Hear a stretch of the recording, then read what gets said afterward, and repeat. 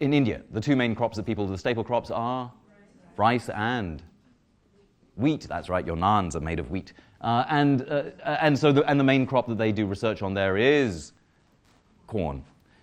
Again, with an eye to thinking about commercialization and an eye to thinking about providing large-scale farmers the food that they want. Now, you may say, well, I don't care about communism. Did it work? And then you get to see the victory of the Green Revolution. You get to see world cereal supply increasing and outstripping total population. And you think, well, this is a good thing, surely. I mean, at the end of the day, the long Green Revolution worked. You may be untroubled by. It doesn't matter whether people are rioting in cities or not. This kind of intervention really worked, and to some extent, of course, that's true. If you look at the data, rice production in Indonesia increases by 275% between 1966 and 2000. Chile has a 200 kilogram per hectare per year growth in its maize production after 1964. There's a lot of data to suggest that there's more stuff coming out of the ground. Now, there's also data that suggests that the seeds are not the only part of the story. And can I just do a quick straw poll? Who has done the reading? That's good enough for me not to waste my time running over the way that, for example, the story plays out in India, where in India you also see a doubling of grain production over a set period of time, and we can use publicly available data to understand, well, where's that doubling coming from, and what's causing that doubling, and is it just the magic seeds that Norman Borlaug has invented, or is it a range of other things? And it turns out that the Green Revolution is not just about these magic beans, right? This isn't magic beans talk. This is about not only providing improved varieties of seed, but also the social infrastructure in order to be able for these seeds to grow. So, larger farms, access to irrigation, cheap electricity to be able to run the irrigation pumps, access to fertilizer. Also, in India, for example, one of the concerns around the Green Revolution is population growth, and forced sterilization was also part of the story of the Green Revolution.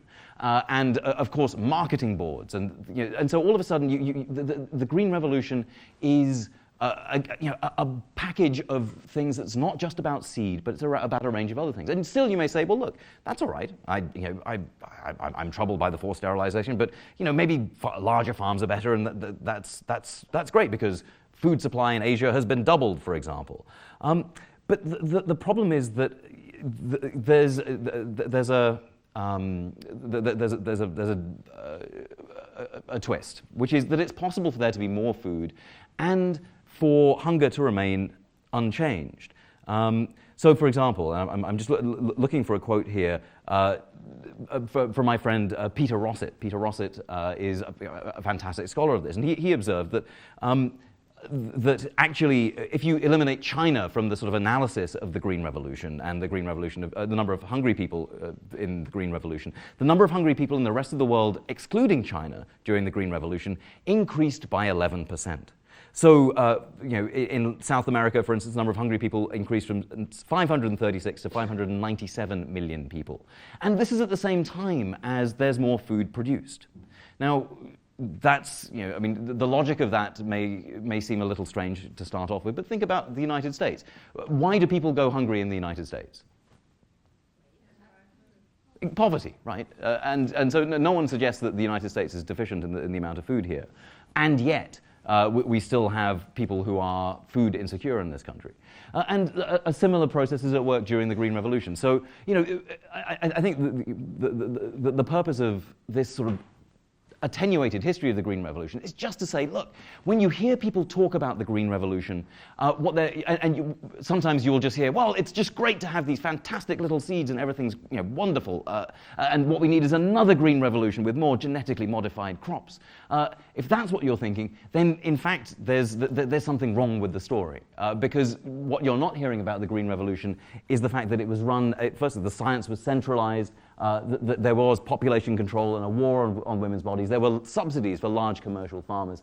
And there were, the way that the Green Revolution played out required people to, the state to spend vast amounts of money buying grain and providing sort of incentive for farmers and subsidy systems.